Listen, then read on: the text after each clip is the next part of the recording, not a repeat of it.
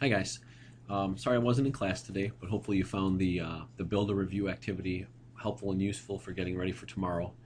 Um, what I want to do tonight, I'm only going to take a few minutes of your time, but I just want to go over some of the highlights of what you're reviewing and some of the things that maybe uh, would would be beneficial for you to think about and me just to tell you a little bit more about before you come in for the quiz tomorrow. And so when we think of the first part of the review where I asked you about kind of the election process and what the New Deal was, I think that this cartoon helps quite a bit in understanding the idea of the New Deal in 1932. And what I reference is, this little gear down here is not in the mechanism that he thinks has the clock all fixed, and the clock being the economic situation. And of course, that gear, as we discussed in class, is the specific details of the plan. And what we can use that to help us explain, number one, what was the New Deal in FDR's mind in 1932 as he was running to be elected president, was just more of a concept of things that I would like to do to help you out, but I don't have any specific details as to what they are. That helps us understand that concept of the lame duck presidency, because Hoover, would have welcomed FDR to come to Washington earlier, but he needed that time to plan out what the New Deal was actually going to be. And lastly, in that 1932 campaign, FDR is going to be able to use that more vague idea of the New Deal to get himself a coattail Congress that will also become a rubber stamp Congress. And so that leads to this, this landslide election. And what I'd like you to think about is, if the New Deal, right, if the New Deal was something that was unsure, unknown, what must the American people at least have believed about it to lead to this kind of victory? Did they believe it was going to be helpful? Did they believe that he was going to be able to do positive things with what he was calling the New Deal? The next thing that I would emphasize in the review are just these issues facing him and his ability to use Congress to get some of the things that he wanted passed. For example, you guys looked at the AAA in one of your test cases. You looked at the NRA, and this was radical thinking of using New Deal legislation to fund projects that would get Americans working. Yeah, they'd be working directly for the government, but the idea was you tax and spend that money at the base. And as we've talked about a number of times, if you put that money in the base, the theory is, what will they do with it? Spend it and kind of get that cycle going. In your book, it refers to John Maynard Keynes as kind of an economist, the inspiration for some of the New Deal, and the idea of priming the pump. That is, if you want to draw the economy out, you've got to get the money at the base, not the top, and that's where FDR was focusing his energy.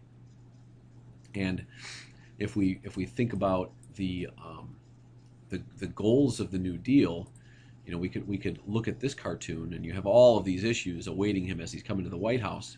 And my advice to you is to, as you're preparing for this quiz tomorrow and you're looking at this review sheet, have an idea of what the big picture elements of the New Deal were, and you should be able to list those 3 R's, right? Relief, recovery, and reform.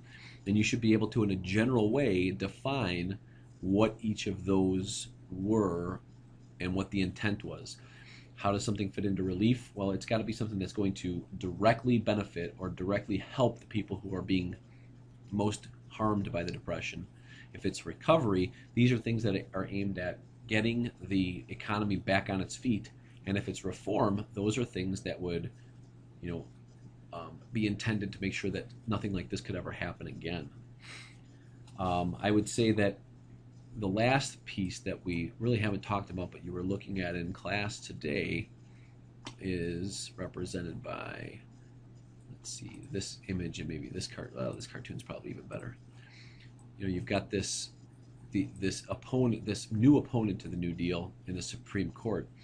And what this cartoon is, you have all these New Deal pieces of legislation are represented by all these cars. Then you have this, this old way of transportation, this old means of transportation representing the Supreme Court, and it is just blocking traffic. It is blocking the way. And of course, this cop is probably supposed to be FDR. And saying you're holding things up. And FDR referred to these guys as the 9 angry old men. And he did not. Oops. Let's see if we can't get this to the front. He did not appreciate their roadblocks that they were putting up for the New Deal, and so he attempts to pass legislation that says for every one of them over a certain age that he should be allowed to appoint a new Supreme Court justice if they don't retire. And so now if we think about this, right, he is the executive. We know that he has the rubber stamp Congress, so we could say he is running the legislative branch. And this would give him more, if not total control over the judicial branch. And so if you have one man running the show over all 3 branches of the government, we know what we call that, right? We call that a dictatorship. And so FDR takes on his opponents in the Supreme Court by suggesting that he be allowed to appoint it would amount to 5 new justices. So it would increase the size of the court. It would allow him to get people who are friendly to the New Deal in the Supreme Court. The only problem is he can't do that without the legislative branch. And so what the court packing scandal really accomplishes is, instead of FDR having this image where he has control over all 3, the legislative branch, when he suggests to them that he passed that law, in fact, it backfires, because they look at this and they see it as a blatant attempt to grab power.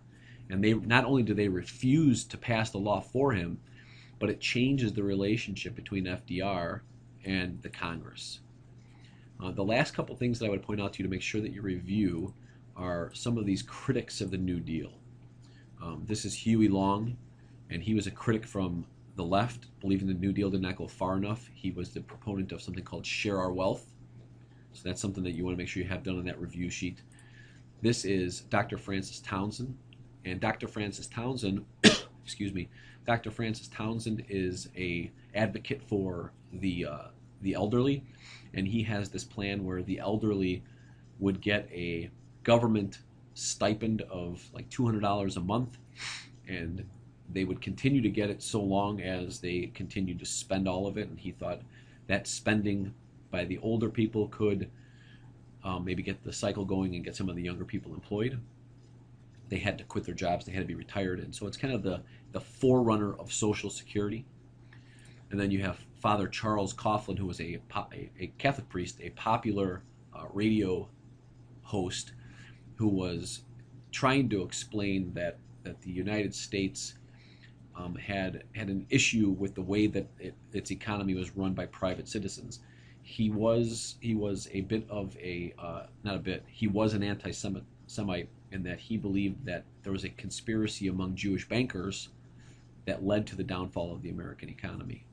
And so I would say, in summary, we have this president who is immensely popular and uses that popularity to try to accomplish what he believed in his mind to be beneficial to the most Americans.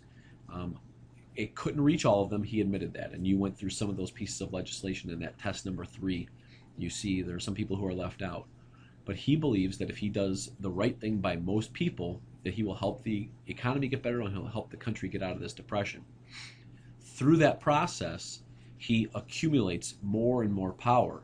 And we get this question over, is FDR well-intended, or is he just trying to start an American dictatorship? And it leads to more questions during his second term, and he begins to back off of some of those power grabs.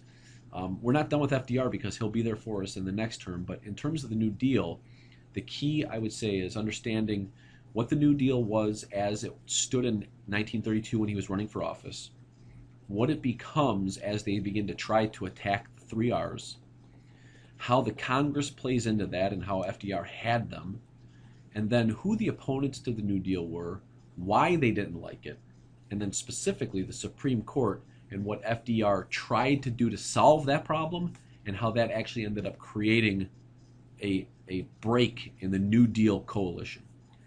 You will be in good shape if you have that review sheet filled out, and this review maybe helped you just kind of fill in some of the gaps on that. So we'll have that quiz in class tomorrow. Happy studying.